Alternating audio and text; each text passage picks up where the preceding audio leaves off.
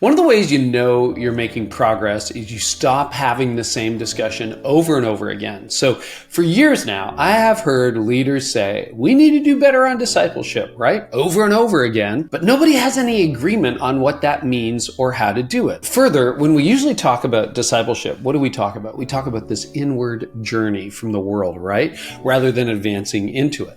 So what if we're shooting for something that has little to do with what discipleship really looked like in the early church and in Jesus's ministry? And what if by realigning our expectations with how Jesus discipled, you and I could gain a greater appreciation of what real discipleship is? So I want to walk through 7 counterintuitive truths I believe are key to biblical discipleship. Let's go.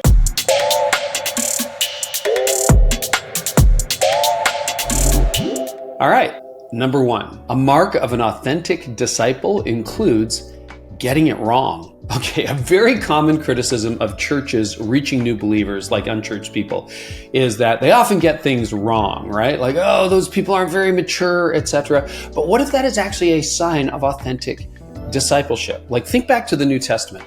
Peter didn't get it right most of the time. The early church, what are the epistles, right? They're leaders needing correction. Okay, always. That's what Paul's writing. He's like, oh, you didn't get this right. You didn't get that right. Yet Christ built the church on Peter and on the Apostle Paul. So churches making space for mistakes and growth are actually more inviting to outsiders and more effective at shaping real life faith. They're not clean or perfect, but you know what? They're real. And that's why people stick around. Maybe that's real discipleship. So number 2, a morally messy church is inevitable. New Christians get a lot of criticism. Everyone wants their church to grow, but new Christians come in and it's like, well, they don't resemble Jesus yet. They're swayed by the culture. They might have a broken family, right? They have questionable ethics, or maybe they're still sexual sin. Okay, does that sound familiar? Well, believe it or not, all of that is in 1 Corinthians, okay? The fact that you might have these problems in your church may be a sign that you're making progress with the unchurched. Now, you don't want to leave people there, okay? You don't want to leave them broken and struggling in sin. But when people really start engaging with Christ, tidy categories are hard to come by. The church in Corinth was messy, but it was still the church. And it was deeply loved by Jesus. So churches seeing revival don't panic over the mess. They pastor people through it. And that is the power of grace and truth working together. Third truth, maturity takes time and it is not linear. Spiritual growth doesn't happen overnight and it's not in like a perfect linear sequence, okay? Some Christians, new Christians, they grow fast. Others grow more slowly. Some take steps forward and then they take a step back. And you know what? That's life. Churches that acknowledge the journey and walk with people patiently are often watching transformation happen. Over the months, over the years, it takes time because it isn't rushed. So maybe you're thinking, well, is this discipleship? Yeah, according to the New Testament, it is. People were a mess. It took a long time, right? They were still making mistakes in 2 Corinthians. So how do you know you're doing it right? Easy, and this is my definition of whether discipleship is working. The people that you are discipling will look more like Jesus tomorrow than they did a year ago. More like Jesus today than their own life. If you do that, perhaps your discipleship is actually working, right? We're being transformed over time. Now, a few more thoughts, because what's missing in the current dialogue is that discipleship has an outward thrust, and a whole lot of Christians miss that. So that leads us to number 4.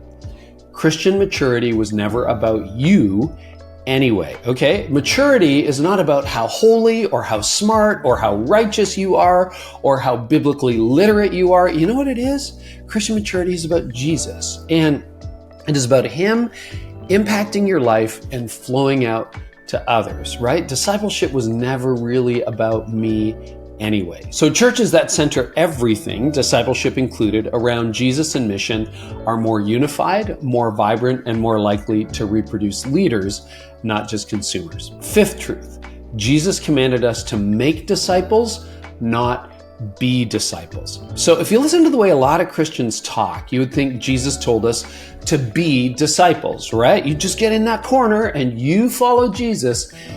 He actually commanded us to make disciples. So the Great Commission is at its heart an outward movement. So here's how it should go, right? If you really focus on making disciples, what happens is that you see more leaders emerge, more volunteers step up, more people reach their neighbors and reach their friends, okay? Because it is an outward focus. It's not just so I feel better in my relationship with Jesus, it's so that it's actually having an impact on the world. So when you rethink discipleship and your church's strategy, something powerful often happens. You know what happens?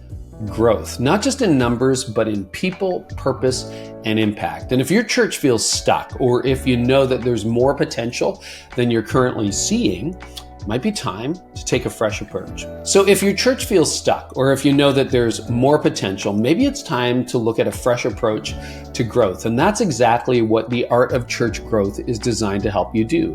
It's a practical, proven framework to help you break through the barriers that keep your church from growing. I know so many leaders who are just stuck and they just can't lead past 200, 800, 1,000, 2,000, whatever it is. It'll help you reignite momentum and vision across your team. It'll help you reach your community in new and effective ways. So churches that have applied these principles are seeing what many thought was lost. They're finding momentum, vitality, and genuine transformation. So if it's time to start seeing growth again, check it out and get instant access by clicking the link just below this video. All right, number 6, discipleship is simply linked to evangelism. So the thrust of all first century discipleship was to share Jesus with the world he loves and died for.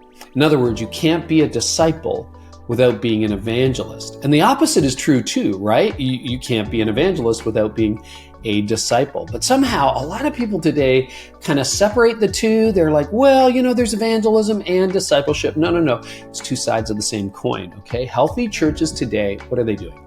They're reconnecting evangelism and discipleship, and they're seeing the fruit of that. When you connect the two, what do you get? You get baptism, salvations, genuine transformation, not just in the church, but out into the community. It just spills out. And then finally, love compels us.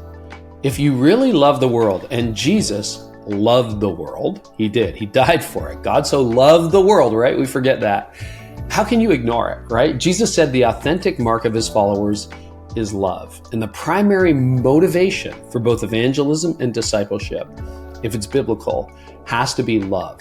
That should shape both our conversations and our methods. So churches letting love drive their discipleship, not fear, not shame, not control, not arrogance. You know what they're seeing? Greater cultural impact and spiritual vitality.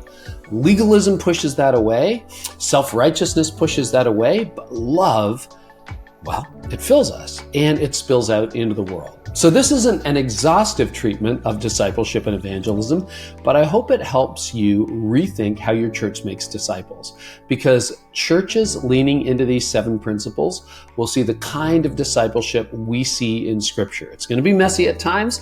It's going to take a while. It's going to take years, right? There was a 1 Corinthians, a 2 Corinthians. Paul's always correcting. But if more of us embrace this approach, maybe the church and the culture would truly be transformed.